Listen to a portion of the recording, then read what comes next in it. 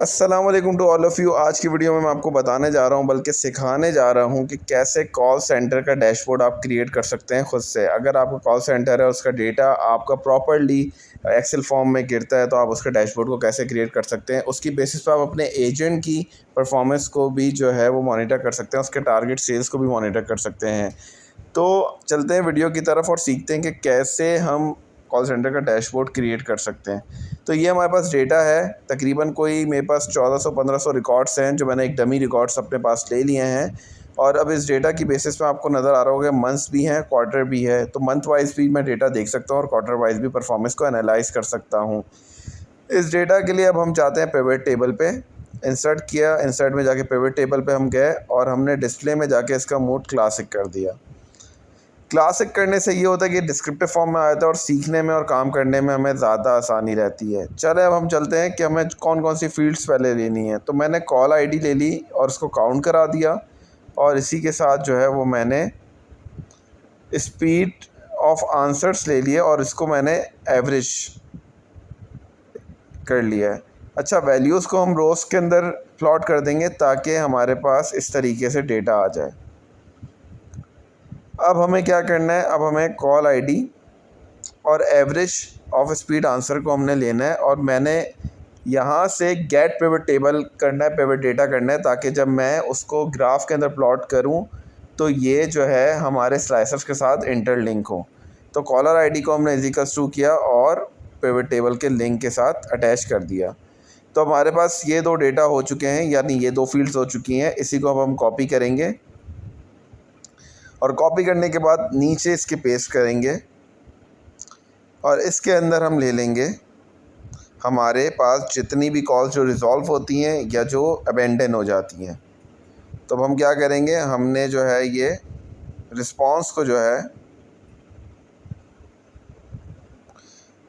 वो हमने अपने जो है वो रोज़ पे ले लिया और कॉलर आईडी को काउंट करा लिया। तो हमारे पास जो है रिज़ॉल्व में जो है कितनी रिज़ॉल्व हुई और नहीं हुई, इसको हम परसेंटेज के अंदर जो है अपने पास नोट डाउन करेंगे। येस में हमारे पास जो नंबर हैं 1311, उसको हम डिवाइड कर देंगे हमारे ग्रैंड टोटल से। तो हमारे पास आ जाएगा कि 90% हमारी कॉल्स जो हैं या रिज़ॉल्व हो गई हैं, कंप्लेंट्स। और नीचे हमने नो को भी इसी तरीके से सेम डिवाइड किया नंबर ऑफ़ टोटल से। तो हमारे पास कुछ इस तरीके से आया कि 90% जो है वो हमारे पास हमारी कंप्लेन रिज़ॉल्व हो गई हैं, और जो नहीं हो सकी उनका रेशो 10% है। अच्छा, इसको हम लिख देते हैं कॉल्स रिज़ॉल्व्ड या रिज़ॉल्व परसेंटेज, और नो वाले को में हम लिख देते हैं अबेंडन कॉल्स, यानी इतनी कॉल्स पे हमारे पास रिस्पांस हम नहीं दे सके किसी भी वजह से, वो कॉल जो है वो डिस्कनेक्ट हो गई या क्लाइंट ने रिस्पांस नहीं किया, लेकिन ये अबेंडन कॉल्स थी, ये रिज़ॉल्व नहीं हो सकी। अब हमारे पास, अब हम पहले एक नई शीट क्रिएट करते हैं और हम डैशबोर्ड की तरफ आ जाते हैं। नॉर्मली क्या होता है, पहले मैं डेटा बनाता हूँ, उसके बाद डैशबोर्ड की तरफ आता हूँ, लेकिन अभी यहाँ पे हम पहले डैशबोर्ड की तरफ आ जाते हैं। हमने प्रॉपर्ली शीट को सिलेक्ट किया और इसका कलर हमने चेंज कर दिया, लेट्स से ग्रे कलर कर दिया आपने।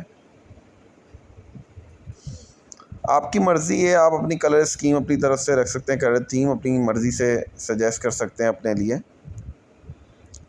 अब हमने इंसर्ट किया और एक जो है रेक्टेंगुलर शेप जो है वो हमने क्रिएट करा दिया 4 रोज़ तक नीचे, और स्प्रेड आप जितना भी कर लें, Z तक, S तक, W तक, ये आपकी अंडरस्टैंडिंग है। इसको हम एडिट टेक्स्ट में गए और मैंने इसका नाम लिख दिया कॉल सेंटर डैशबोर्ड। आप इसको बाद में भी एडजस्ट कर सकते हैं अपने हिसाब से। अभी फ़िलहाल मैंने इसको अपने हिसाब से टेंटेटिव रख दिया, जिसको मैं बाद में अपनी आगे की रिपोर्ट में एडजस्ट कर सकता हूँ। मैं यहाँ पे आपको लाइव बता रहा होता हूँ, इसलिए चीज़ें जो हैं वो मैं आपके सामने लाइव परफॉर्म भी कर रहा होता हूँ, और इसी के साथ जो है उसकी चेंजेस भी लाइव हो रही होती हैं। तो अगर आपको ये लगता है यार पहले तो Z तक चले गए, फिर बाद में इन्होंने P तक करा, तो ये लाइव चेंजेस होती हैं जो आपके सामने मैं परफॉर्म कर रहा होता हूँ। मैं चाहूँ तो इसको एडिट करके आपको प्रॉपर्ली वैसे भी दिखा सकता हूँ, लेकिन मैं चाहता हूँ कि आप लोग एक एक चीज़ लाइव सीखें। अब हम दोबारा गए इंसर्ट में और हमने एक शेप क्रिएट कराया रेक्टेंगुलर, और उसको हमने थोड़ा सा इस तरीके से क्रिएट कर दिया, क्योंकि हमारे पास हमने 16 रोज़ को जो है उस पर कॉल सेंटर डैशबोर्ड का लिंक जनरेट कराया है, वो शेप जनरेट कराया। तो हम 4 बॉक्सेस पे अपने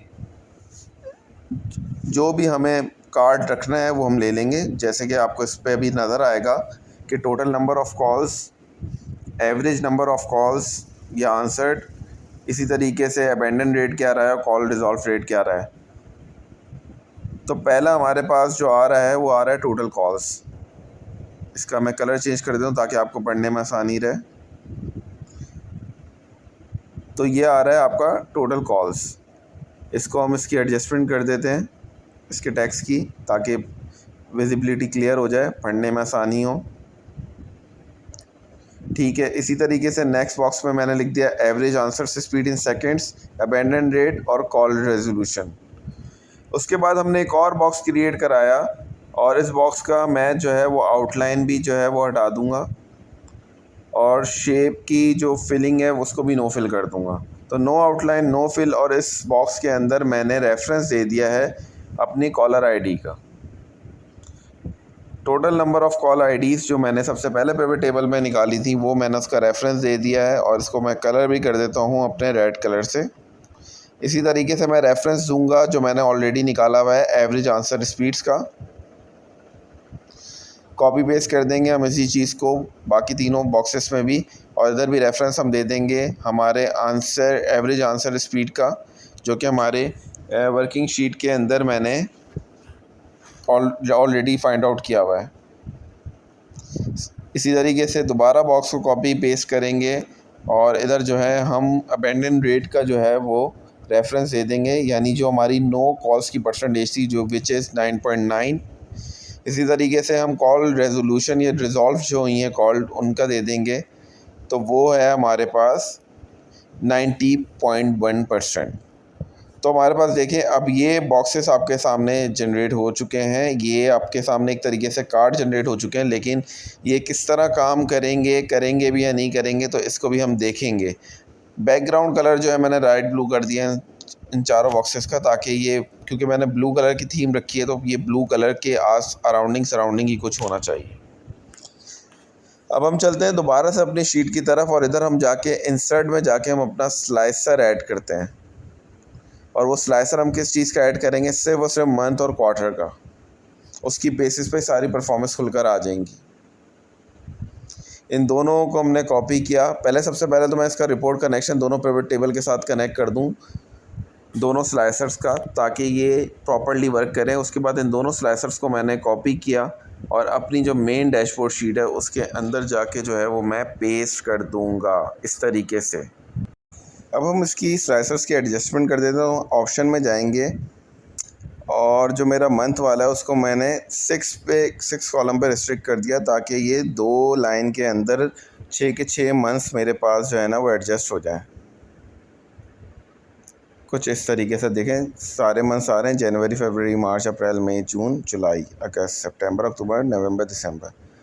और क्वार्टर को मैंने 2 पे कर दिया, क्योंकि इस तरीके से उस टाइम पे भी उसकी भी 2 ही लाइन्स बनेंगी, और इस तरीके से वो आपके जो मेन हेडिंग है कॉलर डैशबोर्ड उसके साथ ही एडजस्टमेंट हो जाएगी।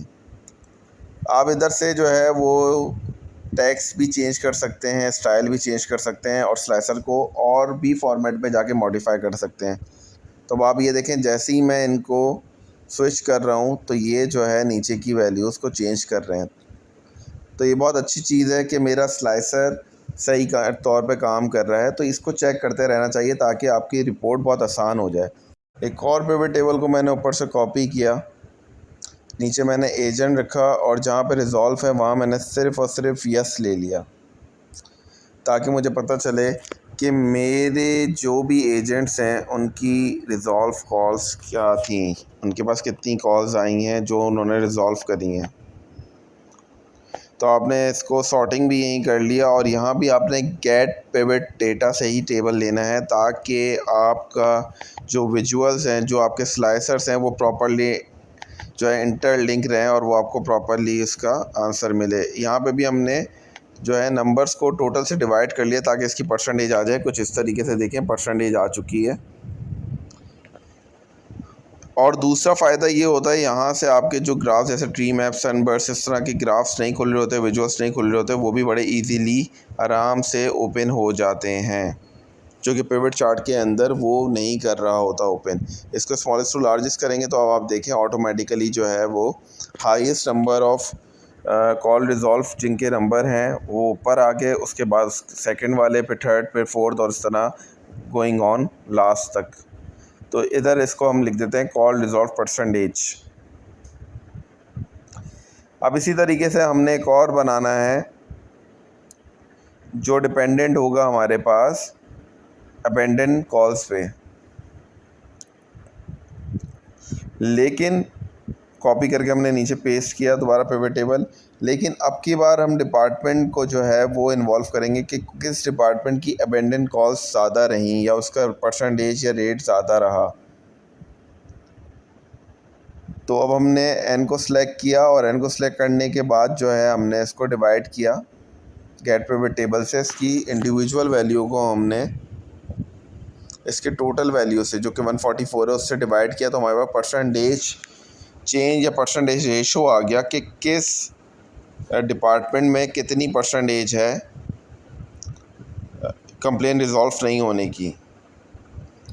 अब जो है अब हमने इसका विजुअल देखना है कि इसके विजुअल में हम कौन सा विजुअल यूज़ करते हैं। तो इसका विजुअल के लिए हमने डेटा सेलेक्ट किया, इंसर्ट में गए और मुझे जो है वो 3D जो है वो वर्चुअल अच्छा लगा, इसका विजुअल अच्छा लगा, जो कि हमने इसके अंदर क्रिएट भी करा दिया है और अब आपके सामने है कि इसका स्टाइल भी चेंज कर दिया है।